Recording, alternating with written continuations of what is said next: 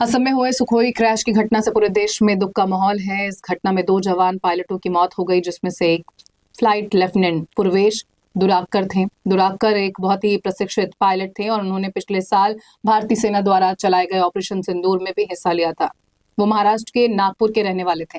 नागपुर के flight lieutenant Purvesh दुराकर की मौत की खबर जैसे ही घर पहुंची, परिवार में मातम छा गया। दरअसल असम के करबी आंगलोंग जिले में बुधवार रात भारतीय वायुसेना का Sukhoi Su-30 fighter jet crash हो गया, जिसमें पूर्वेश दुराकर की मौत हो गई। पूर्वेश के पिता रविंद्र दुराकर रेलवे से सेवानिवृत्त कर्मचारी हैं। उन्होंने कहा कि उन्होंने बुधवार को बेटे से आखिरी बार बात की थी। वहीं गुरुवार सुबह उन्हें पूर्वेश के ग्रुप कैप्टन का फोन आया, जिसमें उनके बेटे के निधन की सूचना दी गई। पिता ने कहा कि पूर्वेश बचपन से ही भारतीय वायुसेना में जाने का सपना देखा करता था। इस सपने को पूरा करने के लिए उन्होंने पूरी मेहनत और समर्पण के साथ तैयारी की और आखिरकार एयरफोर्स में शामिल होकर अपने परिवार और शहर का नाम रोशन किया। उन्होंने कहा कि उनका बेटा बेहद सामाजिक स्वभाव का था और देश सेवा के लिए हमेशा तत्पर रहता था। रविंद्र दुराकर ने कहा कि बेटा छत्रपति शिवाजी महाराज की विचारधारा से प्रेरित था और देश के लिए कुछ भी करना चाहता था। उन्होंने कहा कि पायलट को तैयार करने में देश को बहुत समय और संसाधन लगते हैं, इसलिए ये नुकसान सिर्फ उनके परिवार का ही नहीं बल्कि पूरे देश का है। पूर्वेश दुराकर की पोस्टिंग असम के तेजपुर एयरबेस पर थी, लेकिन इन दिनों तेजपुर के रनवे पर कुछ काम चल रहा था, इसलिए वो फिलहाल जोरहाट में तैनात थे। इसी दौरान यह हादसा हो गया। पड़ोसियों के मुताबिक पूर्वेश बेहद मिलनसार और खुश मिजाज स्वभाव के थे। वो जब भी नागपुर आते थे तो आसपास के लोगों से मिलते और अपना अनुभव साझा करते थे। उनके सपने और हमारे सपने कुछ अलग नहीं थे।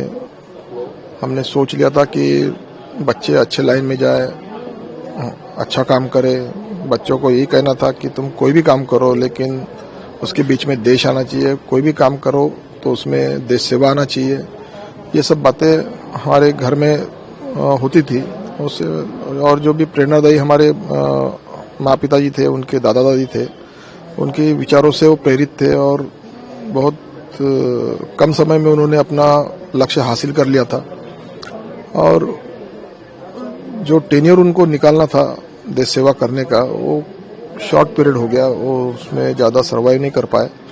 जो भी गलती हुई है या जो भी घटना हुई है, दुर्घटना हुई है, उसकी जांच होगी और उसकी रिपोर्ट बाद में आएंगे, वो अलग बात है। लेकिन ये 4 साल के टेन्योर में निकल जाना, ये हमारे लिए बहुत दुखद बात है। हमारी बात परसों के दिन हुई थी रात में। ग्रुप में हमारी बात होती थी, कैसे हो, क्या हो, कैसा रहा आज का दिन, ये सब बातें चलती थी। क्या खाना खाया, आराम हुआ कि नहीं। कुछ एंटरटेनमेंट का भी पूछते थे कि भाई थोड़ा टहलने जाया करो, थोड़ा सा जिम में जाया करो। ये सब बातें हमारी डिस्कस होती थी और वो करता भी था ये सब बातें जब भी उसको समय मिलता था।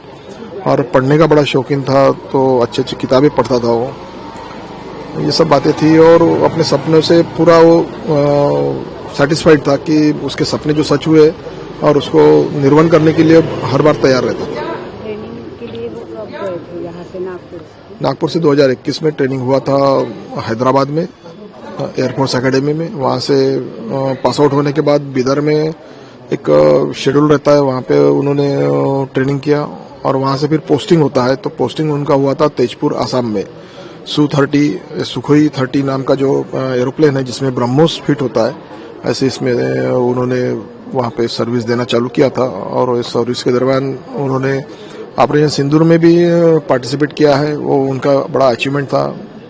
कुछ करने की ललक जो होती है वो उसमें दिख रही थी।